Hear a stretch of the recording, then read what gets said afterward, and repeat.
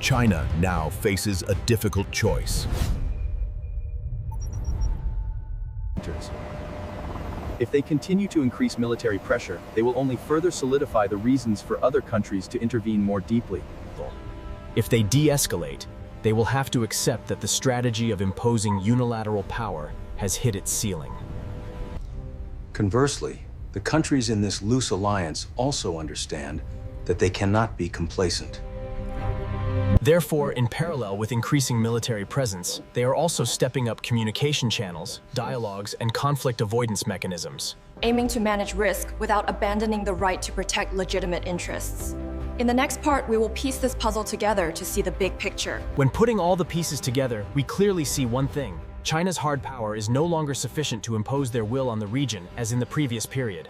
Warships, missiles, and military bases remain key factors, but they cannot replace the trust and network of connections among nations. The more Beijing tries to exert pressure, the more it makes many countries realize that if they do not stand closely together. The arc extending from Yonaguni Island in the north, bases in the Philippines and in the south. From a strategic perspective, China is paying the price for choosing to prioritize coercive power instead of building trust. They may But every step of escalation entails costs in diplomacy and prestige. Every aggressive act at sea. If they do not adjust in time, Beijing may get trapped in a posture that is both costly and encircled. However, no strategic posture is immutable. The Indo-Pacific region still has many variables: elections, policy changes, economic crises, and internal calculations within each nation. Japan must balance the need for increased defense with budget concerns.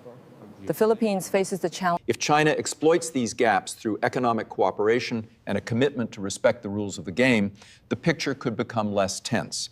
Just one mishandled collision at sea, or one missile launched due to misunderstanding, could push the region into a crisis that no side can control. At that point, what is happening around Yonaguni or the bases in the Philippines will no longer be a strategic story on paper.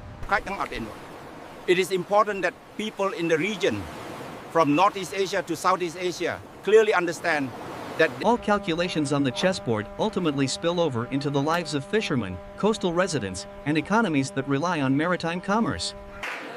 Ladies and gentlemen, the story we have just traced together, from tiny Yonaguni Island to multilateral exercises in the South China. It reflects a larger trend. The regional order is shifting from a unipolar or bipolar structure.